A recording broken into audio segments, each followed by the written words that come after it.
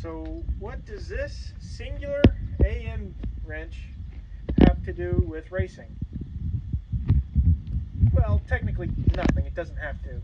But right now we are heading to Edgewater Sports Park in Cleves, Ohio. Um, Texting the car to test and tune night.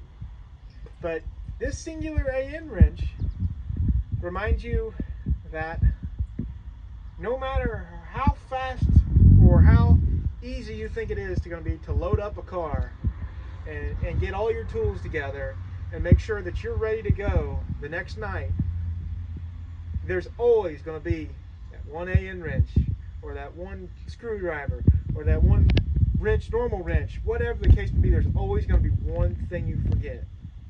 So I seen this on their way out of the garage, and so now we're going to go to Edgewater, and hopefully this is the lucky charm. Even though he has like 5 of those. Yeah, I got 2 actually. Don't mind the camera girl, she's just jealous that I got 1 and 2. But yeah, we'll take you along if we get any problems or Fancy car. that's a neighbor of ours. Very nice car, very nice car. Very nice. They do great work. Anyway, yeah, that's kind of it. Just wanted to let you know that this can end your racing days. You know, oh man, my AN line or my AN fitting's loose. Guess you're using a metal one and marring that thing up, making it look like garbage. Always remember the night or 2 nights before to pack your tools. We will miss something tonight. I guarantee it. Anyway, we'll see you there.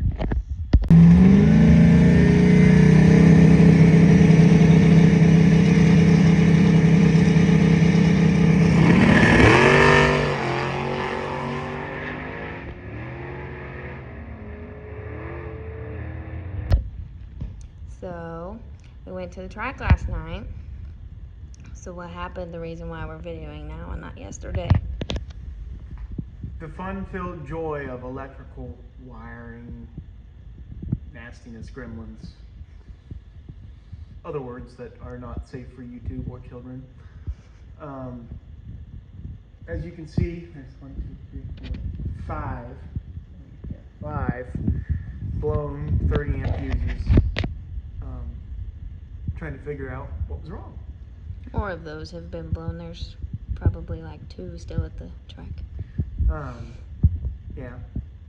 So we got there, you know, after putting that alternator on, I never really thought about bringing it up on boost and then going to the RPM of our shift point. Well, I did that, and then we struggled with the pulley belt running off the pulley or whatever. So we fixed that, went up, make our first pass.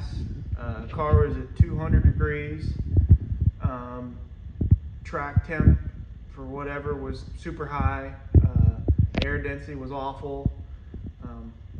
It was 93% moisture or humidity.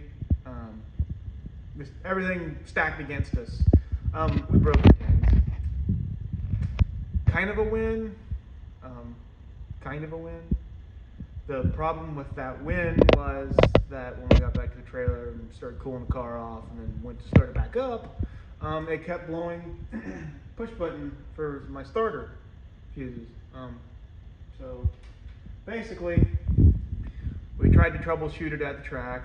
Thought it was just we just summed up to it being a bad starter solenoid. Well, guess what? Turned out it wasn't that. So on the car, I believe MHRA requires this. The AHRA I don't think does. I haven't looked at the rules. But a neutral park safety switch.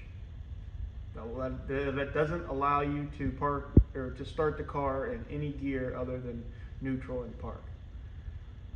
The wires going down to it are zip tied, pretty close but not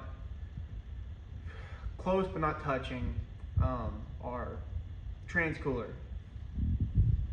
Well, those wires come undone, and so they touched hot metal and melted and then arc, which is what was blowing our fuses. joy, right? Yes, this sucks. Is it still a win? Yes. Are we losing? No. Are we going to be at the track again? Yes. Are we going to let this stop us next time? No.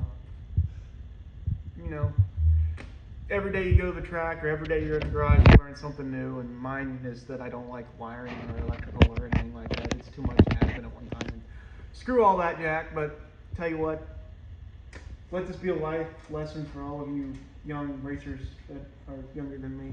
Are we mad that the thing that we fixed at the house could have been fixed at the track? And we could have kept going?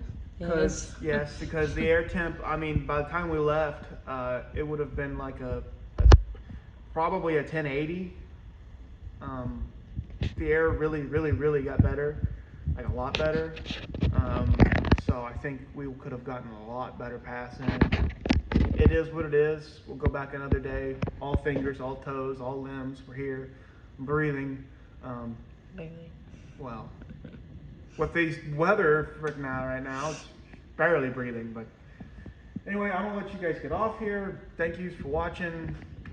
Sorry, there's no other real good content from yesterday.